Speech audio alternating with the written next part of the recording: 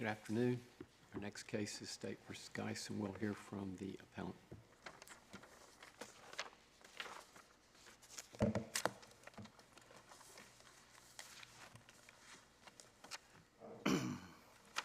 Thank you, Mr. Chief Justice, and may it please the court, my name is Zachary Dunn here on behalf of the state. This case comes to this court in an unusual posture, at least for a criminal case. There's no verdict or judgment, and instead, what we have is an order disqualifying an elected district attorney and his entire office from prosecuting a case because the victim is in the case is responsible for various county costs, including costs related to the district attorney's office. The trial court erred in disqualifying the entire district attorney's office, and this court should vacate and remand for trial.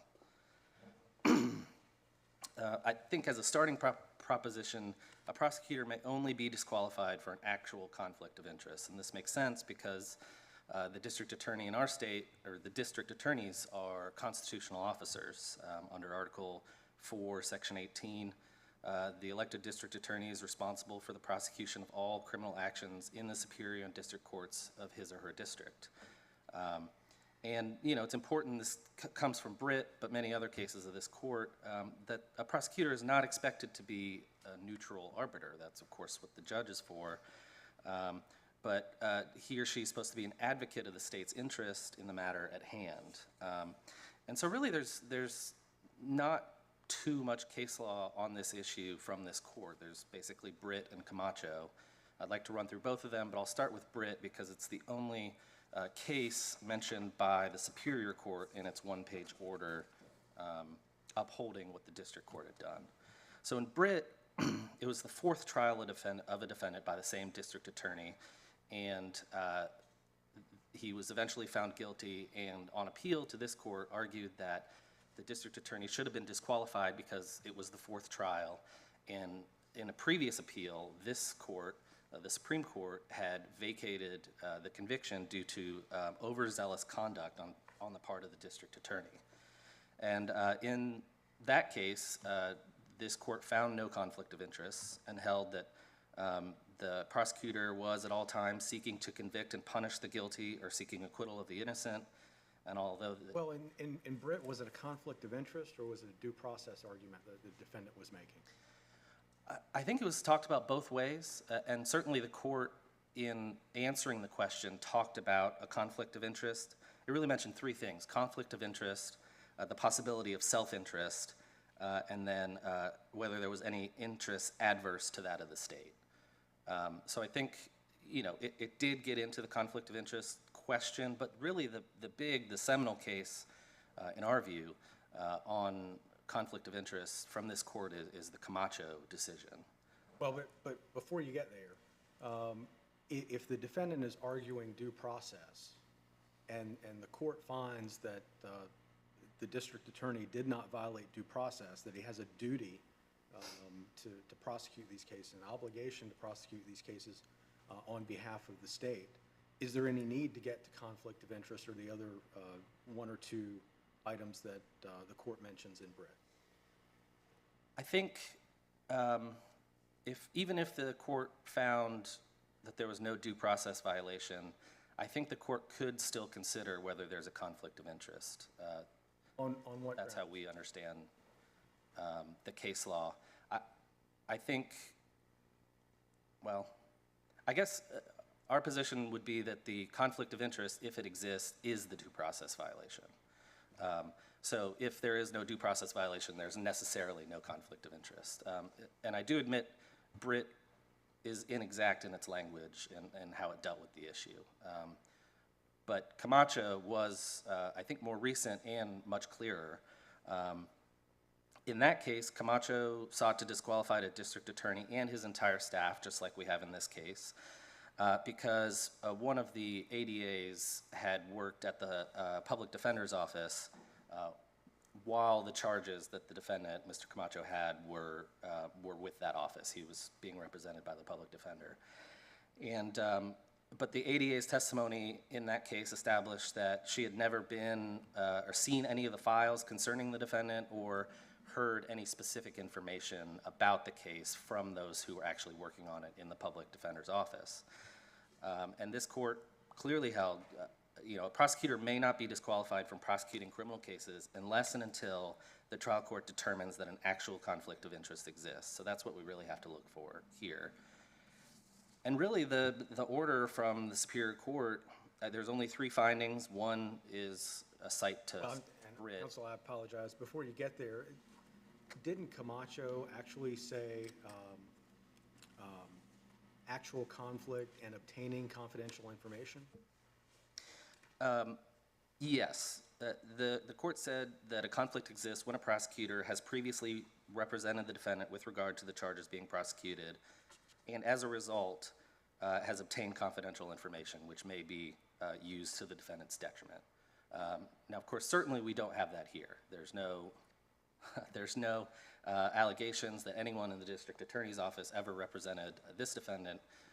So on the factual basis, just a straight reading of Camacho would say, there's no conflict of interest here. If what Camacho really meant to do was cabin conflict of interest inquiries solely to whether or not someone in the prosecution's office had obtained confidential information from the defense and a prior representation of the defense. But that does bring in those 3 situations that Britt mentions. I mean, there's conflict of interest, self-interest, and interest adverse to the state. But what do you make of the fact that Camacho doesn't reference Britt at all? Yeah, it's interesting. I'm not sure exactly what to make of it. I don't believe Camacho intended to sub silencio overrule Britt, but I think Camacho is the more well-reasoned decision. It's clearly fleshing the conflict of interest issue out further than Britt did. In Britt, it was just one of many issues in a death penalty case, and it I think had 3 or 4 paragraphs in the court's ultimate opinion in that case. So Camacho really, we think, is the seminal case. One other thing I'd like to mention from Camacho is how an order disqualifying a district attorney or a prosecutor, is to be drawn. Any order tending to infringe upon constitutional powers and duties of an elected DA must be drawn as narrowly as possible. And the court must make every possible effort to avoid unnecessarily interfering with the district attorney in the performance of his or her duties. Now, looking to the order that we have in this case, it's miles away from being drawn as narrowly as possible. Like I was saying, there's only 3 findings of fact. One is a cite to Britt, so there's really only 2. The findings of fact simply are that the county manager is the alleged victim in the case. The county manager submits an annual budget and for expenses of the district attorney's office, and then it said, thus, there is an actual conflict of interest. There's no reasoning about, and there was no testimony at this hearing. Well, I should say it was a district court hearing, and I don't believe there's a transcript of it, so we don't know what was said at the hearing, but there's certainly no testimony in a verbatim transcript about what went on at that hearing. There's no allegations that the DA or someone in his office was attempting to curry favor with the county manager in exchange for a prosecution in this case. So no self-interest or self-dealing really appears from the record. The trial court solely made its findings of fact. But the state's position is if there were such evidence, you wouldn't have a problem recognizing a potential self-interest or conflict in that kind of setting. Is that right? I think that's right. I would, with one caveat, in that Camacho seems to hold that a conflict of interest can only be found where there is some sort of confidential information from the defense that a prosecutor later has. Now, if the court wanted to clarify that self-interest can indeed be a conflict of interest or one reason to disqualify a district attorney's office, and there were actual facts and testimony, of some quid pro quo or something going on between the victim and the prosecutor's office, then it'd be a fact-bound inquiry about whether or not that rose to the level of self-interest that would need disqualifying. And then I guess the second caveat after that long answer is, of course, going back to the order needing to be as narrow as possible. You know, if one person had some kind of quid pro quo, certainly that person, you know, if it rose to the level of needing disqualification, but not the entire district attorney's office, would be our view on that.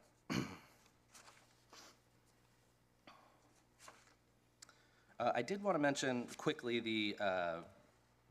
the review by this court, because it came up in the briefing. And normally, a lower court's decision on whether to allow a petition for writ of certiorari is reviewed for an abuse of discretion. However, when an abuse of discretion is established when the trial court makes an error of law, and we think the error of law coming from Britt and Camacho here is finding an actual conflict of interest, when the bare facts that are presented to it are the victim is the county manager pays for office supplies and those sorts of expenses, and that therefore there is a conflict of interest or a self-dealing there.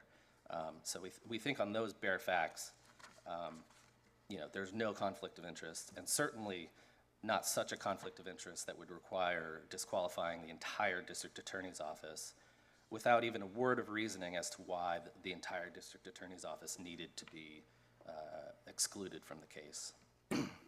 Do you think that, is there a problem, so in Camacho, it was the disqualification of an ADA, correct? Yes, Your Honor. Well, they sought to disqualify the entire district attorney's office, but it was based on one of the ADA's not being a part of the public defender's office, yes. What I'm sort of thinking about here is, as you pointed out, Article 4 expressly gives the district attorney the responsibility for prosecuting cases in his or her district. Is there a constitutional problem with excluding the entire office? Maybe there's not with saying, hey, if there's a particular ADA that has an actual conflict that doesn't raise a state constitutional issue, but excluding the district attorney, the entire office, when the state constitution expressly assigns that office the responsibility to prosecute crimes, would that raise a constitutional issue? We think so, yes, Your Honor. And it comes in an awkward position because, you know, of Britt and Camacho, really the two cases from this court, in neither one did the trial court exclude anybody. So we don't have, you know, case law from this court saying, you know, kind of fleshing that out. But we certainly do, you know, from Article 4, Section 18, constitutional officer, if there is a conflict of interest or self-dealing or something, and it's, you know, found by the trial court, you know, going back to Camacho, they can be excluded, but excluding the entire district attorney's office, we think is a big problem, considering that there's no findings of fact or conclusions of law about why the entire district attorney's office needed to be excluded, other than, I guess, the fact that they also use the office supplies and furniture that, you know, everyone in the district attorney's office uses. You know, our answer would be certainly is a constitutional issue, excluding the district attorney's office, especially here where there's no findings about why that was necessary. In addition to being legally erroneous, the district and superior court's orders, but really we're focused on the superior court orders here, are not drawn as narrowly as possible, as we've been discussing here for a little bit. And I would like to get into the absurd results canon because it was brought up by Judge Tyson in his dissent at the Court of Appeals and got some play in the briefing before this court. And, you know, bringing the superior court's rationale to its logical conclusion would really lead to absurd results. We gave the example in our brief of this court, you know, of course, receives its compensation and its furniture from the General Assembly. So ergo, following the logic of the Superior Court, this court couldn't hear any cases about the General Assembly. It really would lead to an absurd result here. And the same is true for the conflicts prosecutor that the Superior Court ordered be brought in. Unless they are working off-site, not using any county services or the county courtroom, they too would benefit from what the county manager's budget says, and then, so that they would also have a conflict of interest. So that, sort of as a final point, we think the absurd results canon on the logic of the Superior Court's order really would need to be invoked here. I just want to ask about there are other circumstances in which it would be proper for a district attorney not to prosecute a crime in his district. And I'm thinking in particular, so apart from him having represented the individual and obtained confidential information, which then is a conflict that he would have in that particular case, if the district attorney were himself the victim and then needed to be a witness in the case, right, we would assume that he can't both be the prosecutor and a witness in a case, right? Absolutely, yes. And I think, in that hypothetical, it might be grounds for, talking about drawing the order as narrowly as possible. That would also be grounds in that case for some or maybe all of the ADAs to be excluded. They're hired and serve at the pleasure of the district attorney. So that, in that situation, I think we would agree that, there would be an unwaiverable, not that we're talking about waiver, but a conflict of interest in that case. Unless there are any further questions. I'm sorry, counsel, I do have a question. So in Camacho, there's discussion about a balancing test. How does the balancing test come into play in this case? We think all of the factors weigh, in our favor. Obviously, I'm going to tell you that. But we really, because there's no actual conflict of interest here, it's just based on the county manager providing office supplies and whatnot, expenses of the district attorney. We just don't think that there is a conflict of interest. So, weighing is kind of hard to do there. But, yeah, I would say, there, all of the weight falls on one side of the scale in our view. And is there any evidence in the trial court's order that this balancing test occurred? No, the trial court's order just basically, it cites to Britt, not Camacho, and then it, goes through the victim being the county manager and the county manager, offering the budget, and therefore there was a conflict of interest. So there's no real balancing one way or the other in the order. We think there's enough in this record for this court to simply vacate and remand for trial. However, of course, this court could vacate and remand for a new hearing on whether or not there's a conflict of interest. We don't think that that's necessary, and we certainly think that if there were any more facts favorable to the defendant on this conflict of interest inquiry, the onus was on him to bring it up at the first hearing that's already occurred. Unless there are any further questions, we'll simply urge the court to vacate and remand. Thank you. Counsel? Hear from the appellee.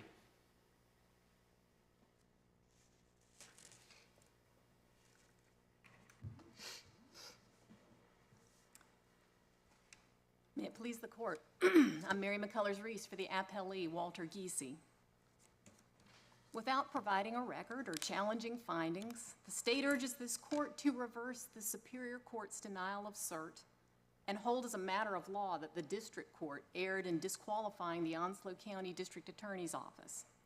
Mr. Giese asked that this court reject that request because the state has neither shown that the district court made an error of law nor taken steps to rebut the presumption of regularity in the trial court.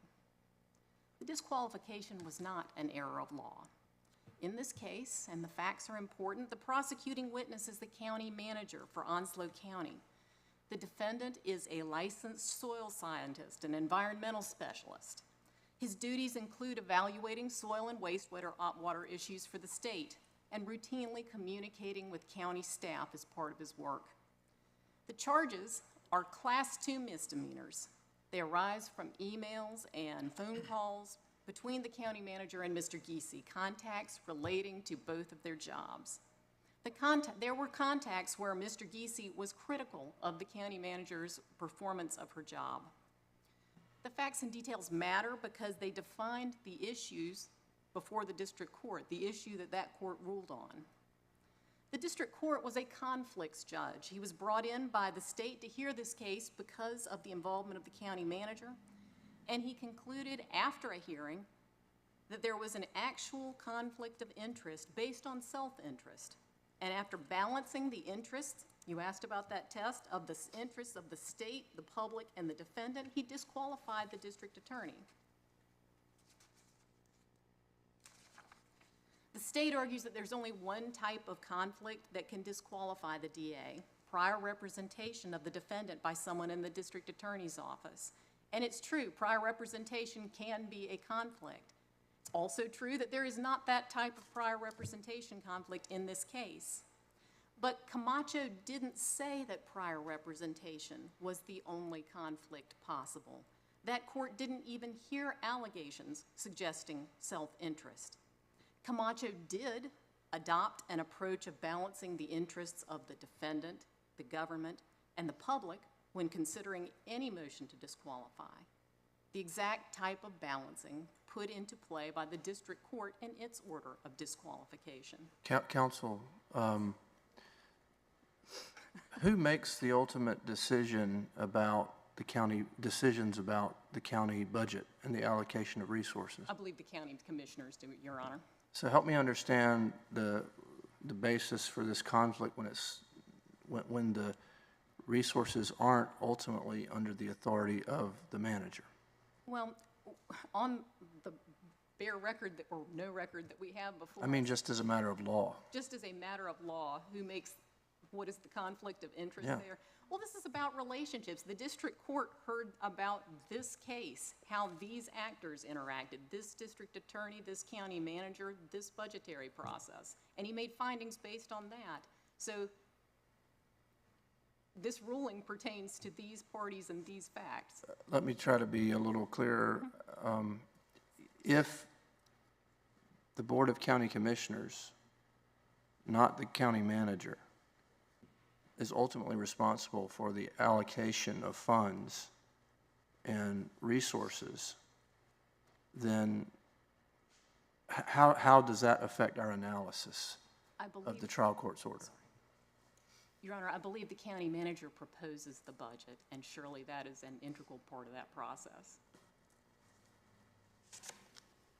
So your contention is that the mere fact that the manager proposes a budget creates the conflict here? Your Honor, we would contend, and I think the district court made findings about the extensive communication between the district attorney's office and the county manager regarding budget issues. She then proposes a budget to the county commissioners. The district court noted both of those facts in making its order. Okay, thank you. Is that a,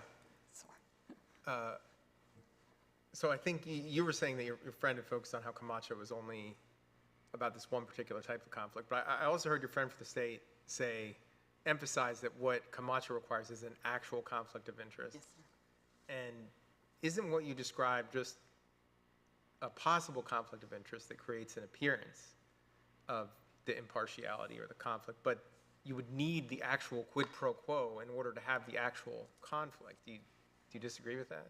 I agree there has to be an actual conflict of interest. And this district court did find an actual conflict of interest, but not the same kind that was in Camacho. I think a prior representation conflict of interest is a very different and specific thing, where you're talking about confidential information being leaked against the defendant. Here, the district court found self-interest. Right, but what I'm saying is, to have the self-interest conflict in this kind of a case, wouldn't you actually need the evidence that there was some connection, make sure you prosecute this person and, convict them, and then you're going to get this? I mean, that would be an actual conflict of interest. But without that, how is it just not the appearance, because of the presumption that, all of these government officials are not doing things that are illegal, like, making these kinds of deals. Please prosecute someone so I can get a better budget, that sort of thing. Your Honor, and obviously there's not there's no evidence of a payoff, right, in the back. And I don't think there has to be. When the district court hears the evidence, sees the parties, makes the finding that there is that kind of interaction and interest, self-interest, based on those relationships, those powers, that makes the conflict of interest. Isn't that contrary to the statement in Camacho about appearance of impropriety, where Justice Mitchell says, look, we agree with the conclusion that the Maryland court reached. The mere appearance of impropriety is not itself sufficient to warrant disqualification of an entire office. I agree, Your Honor, that there can't be just the appearance of impropriety. And I don't think that's what we have here. The district court found an actual conflict of interest based on, the district court found as fact that this district attorney was self-interested in the prosecution of these charges. I don't think he had to make a finding that there was a bank drop or I don't think he had to make a finding about a direct quid pro quo when he heard the evidence and observed the parties and made a finding of self-interest. Well, how many counties comprise the 4th district, the 4th prosecutorial district? 4, I believe. So if there are multiple counties, how is the district attorney improperly influenced by the $19,000 budget in one county? Your Honor, the district court heard the evidence that this district attorney was self-interested based on that amount. Let me ask you, would you concede that there's some space between an actual conflict and stating it and what the evidence might show in findings that actually get to that legal conclusion of an actual conflict?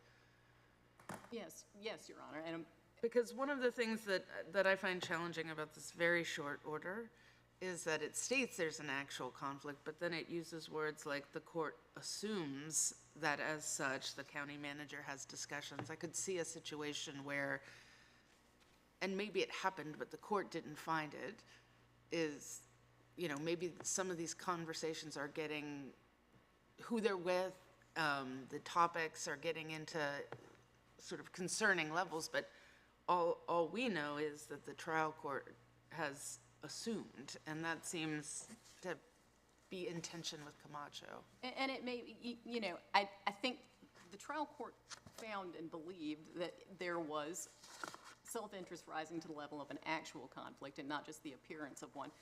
If some of the findings are less than specific enough, I will say we don't have a record. We don't know what the trial court heard. All we have is the trial court's findings. Additional findings, it's possible, would flesh some of that out. But where we are, I think the ultimate finding that there was self-interest based on the parties that were before that trial court is sufficient. I'm sorry, go ahead. Go ahead, Justice Berger, please. Now, I want to make sure I'm clear. You've referenced the district court order a couple of times. Didn't we grant cert on the Superior Court order? Yes, sir, you did. And my understanding of where we are, and I will say, as he said, that the procedure here is in a different space from what I would usually be experienced with. But the Superior Court's decision whether or not to grant cert is basically a review of the district court's order, and as I understand it, requires you can grant cert when there's an error of law and some extraordinary circumstances that would justify granting cert. And so if there is an error of law, isn't that reviewed de novo? Yes. Yes, if there's an error of law, that can be considered an abuse of discretion. Yes, Your Honor.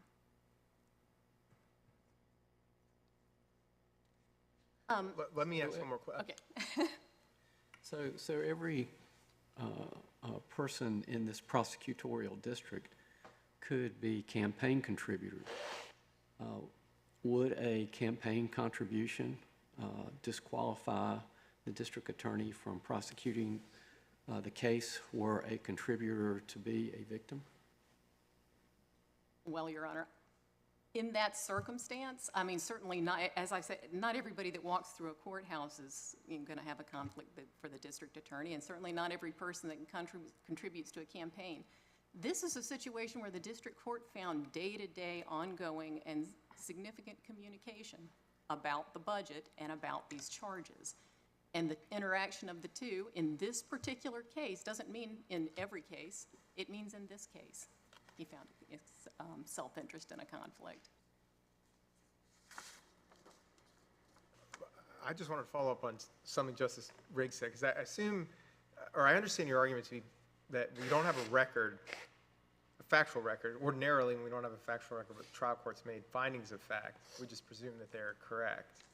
But isn't there some tension in the order there? Because the kind of ultimate finding it's made that there is the conflict doesn't seem to follow from sort of the facts as they're described in the order. So without the record, what do we do about that?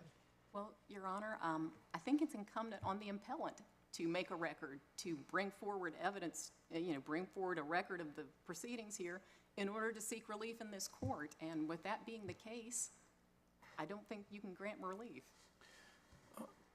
So you, I think I heard you say, and please correct me if I'm wrong, that the trial court made its decision based on a record of communications regarding the budget. But the order, as I think has already been pointed out, says that the court assumes that the county manager has discussions with the district attorney's office regarding the need for facility and services before the budget proposal is submitted. That doesn't sound like the court is looking at communications, actual communications on the subject. It sounds like the court is assuming that those communications occur. Am I missing something? I don't know that you're missing anything, Your Honor. I think there is some tension in that word, and it's a little bit of a delicate, glancing blow to have made that finding with assumes instead of making it based on actual evidence. Is that a proper finding? That the trial court assumes. Certainly that finding could have been neater. It could have been tighter, and It seems to me it's only a finding that the trial court made the assumption. It's not a finding that the factual basis of the assumption is correct. presumably that assumption, and I'm presuming that assumption arises from the evidence of what the trial court heard. Well, then it wouldn't be an assumption, would it? In exact language, I would agree. Okay.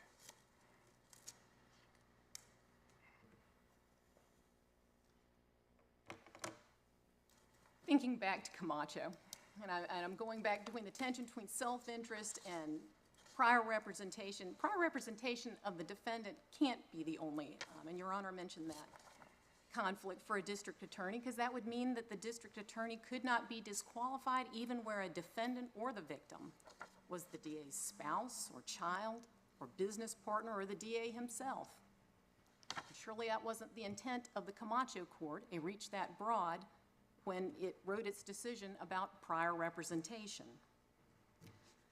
The state brings up, well, the state has, since its brief is not talking so much about the holding in Smith, about unique circumstances there. Disqualification cases as a whole are few and far between, but courts have recognized self-interest, and we've talked a little bit about State v. Britt and also Gainger v. Payton, Fourth Circuit, where the court actually found self-interest that should have disqualified the district attorney based on the district attorney's professional relationship with the victim. And it makes sense that a quasi-judicial officer with the unique power to determine who is prosecuted should be disqualified where that person does have an interest, outside interest in the controversy. The state contends that the order disqualifying the whole DA's office was overbroad, but it was not, given the circumstances of this particular case. The danger here is not, like Camacho, the leak of confidential information. It's that assistants handling the case won't be free to make independent charging decisions about a matter that their office has pursued now all the way to the Supreme Court of North Carolina. Assistants serve at the pleasure of the elected DA, and like the elected DA, their duty is to seek justice and not merely to convict. It's one thing to instruct an uninvolved assistant not to divulge confidential information gained from a prior client. The bar does that all the time. It's another for that assistant to feel empowered to dismiss charges that their office has aggressively pursued, even if it is the ethical course of action. The appellant's attempt to reverse the Superior Court's order must fail because the state hasn't rebutted the presumption of regularity in the trial court.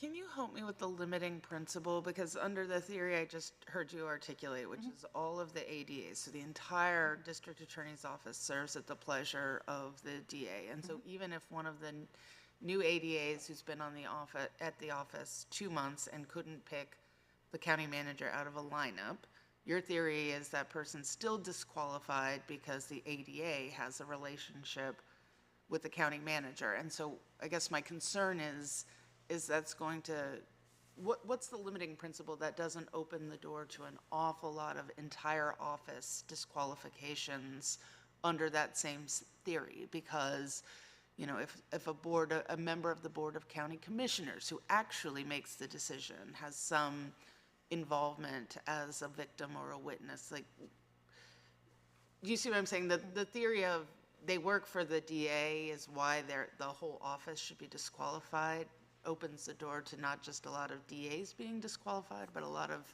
situations where the entire office is disqualified. Well, and in this case, the trial court, the level of priority in this office, the self-interest in the office, I think it would be hard to shield that, to say to a lower level assistant district attorney, hey, this is clearly a priority in the office, but you're on your own to make your own decision. We're going to leave you on this case, and you should make your own decision. I think that's just a practicality that the district court recognized.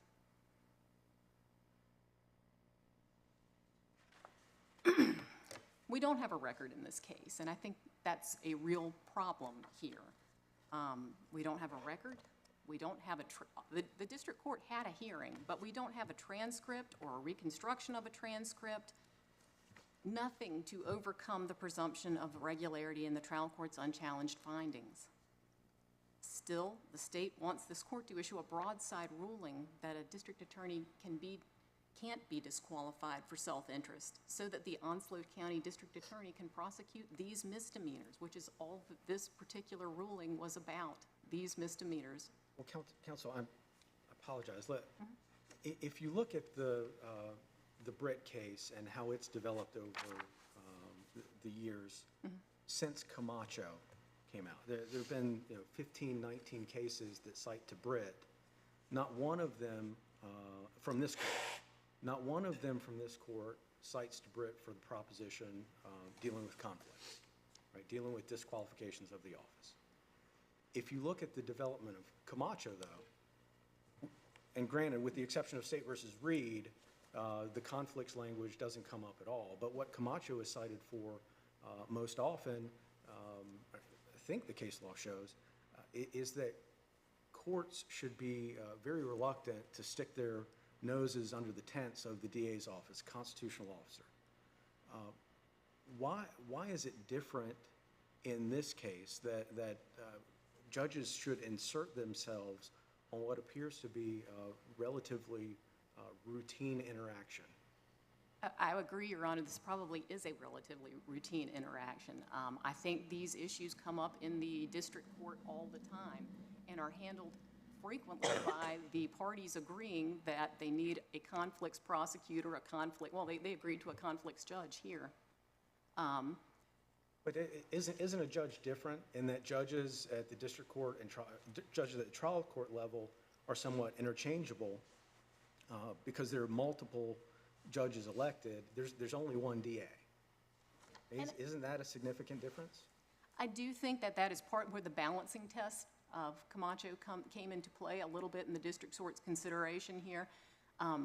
The relative interest of the defendant here, the district court found to be by far the most weighty in that compromised by the self-interest of the district attorney versus the interest of the public. Well, in prosecuting these misdemeanors, which are basically arise from speech between two parties, they're not violent or the public interest is easily handled by farming this out to a conflicts prosecutor who can handle this in the stead of the district attorney pretty easily. I'd like to go back to your argument about the impact of a lack of a transcript or record here, because we do have the district court's order and then the superior court's order it's that's based on the district court's order. And I'm just curious, since this was the defendant's motion, why wouldn't it be the defendant's burden to create and preserve the record? The defendant isn't the appellant here. I think if the person seeking, the party seeking relief is always tasked with bringing forward the evidence to overturn the order. Right, but in terms of preserving the record to support, and I ask that because the actual terms of the district court opinion doesn't exactly, I didn't hear it coincide with what you were saying about what the facts were before this particular judge, because the district court says the court must decide if the inherent authority given to the county manager, not this particular county manager and their relationship with this particular district attorney, but just the inherent authority that every county manager has, whether that's sufficient to create a conflict. And then the language we've talked before about assuming that they have conversations. And so there's just nothing in this district court order that suggests that these findings were actually based on specific things about this county manager and this district attorney. But this district court, and I hear what Your Honor is saying, the language is a little loose in the order. Certainly it could have been tighter. This did arise from a hearing based on these people, this set of facts. To say that it applies, much broader, to say that it has implications for whether or not this court can hear the General Assembly or anything like that, this is very much fact-bound, and certainly some of the facts could be tighter than what they are, but we would contend they're adequate to support the district court's order. And just one final follow-up on that. The district court also says that in addition to the hearing, they reviewed the file, the written responses of the parties, and hearing the arguments. And in the responses of the parties that we have, are there, again, specific facts not about county managers and district attorneys generally in North Carolina, but something about the relationship in this particular instance in those submissions? There is, and we don't have a record, but some of the documents that are before this court in terms of the state's cert petition and the response to that, there was a substantial increase, and I believe Justice Berger mentioned that just a few minutes ago, about there was a substantial increase in the proposed budget for the district attorney's office right after this county manager came into office, and at the same time as all these conversations that the district court mentioned are happening.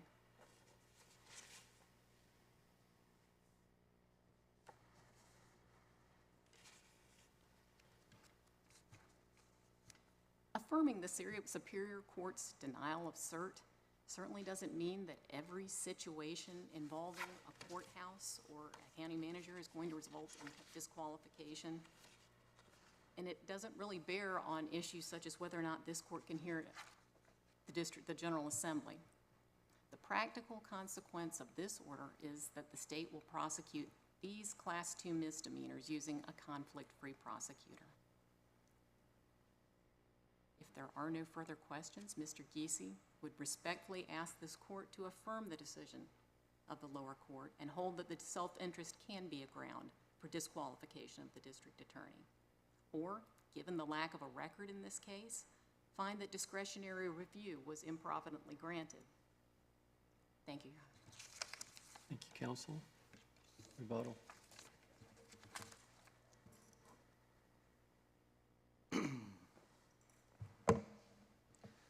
Yes, Your Honor. May it please the court. Just a few points on rebuttal. First, I'd like to address, the questions or concerns about the lack of a record here. To be frank, we did consider whether or not we would put together a full record on appeal before this court after the court granted certiorari. But the language of the court's order, didn't say anything about Rule 11, settling a record, Rule 12, anything like that. Instead, the order mentioned a briefing schedule, and with the first brief being due something like 30 days after the order. So we didn't think a record was necessary or ordered by this court. A second point on that would be, really what that record would contain is what was in the appendix to the state's certiorari petition. looking at the order from the Superior Court, it notes, or it seems to note at least, that it didn't hold a hearing at all. In its introductory paragraph, it says the court held an in-camera review of, the motions and filings in the case. So there wouldn't, I don't think, be any verbatim transcript. And then, the district court, of course, it does mention a hearing. It did not mention taking, any witnesses or anything like that. I think it's fair to say from the face of the order that it was simply the pleadings and arguments of the parties. So we think that this case is certainly here properly, and no record was needed on that. On Justice Dietz, your questions about an actual conflict of interest versus an appearance of a conflict of interest, really what we have here is a possible appearance of a conflict of interest. The one-page order from the Superior Court doesn't mention any specific facts about the interactions between this district attorney or this district attorney's office and the county manager. None of that was in there. And additionally, the findings from the Superior Court and the District Court weren't resting on any, or its holding wasn't resting on any specific interactions or conversations, at least from the face of the orders, between the county manager and the DA's office. It was simply the fact that the victim was the county manager in this case. And that really, I heard my friend on the other side call this a fact-bound inquiry. I think normally it would be, but this was not a fact-bound inquiry. We disagree with that. It's simply the fact that the county manager was the victim from the face of the order is the reason why an actual conflict of interest, in the district court and Superior Court's eyes was here. So we think that this case is set up for your honors to, if you want, of course, to say something on this issue and really hold that merely a county manager being the victim in a crime does not require for the district attorney and his entire office to be disqualified from a case. Unless there are any further questions, again, we would urge vacatur and remand. Thank you. Counsel, thank you both. Mr. Clark. All rise.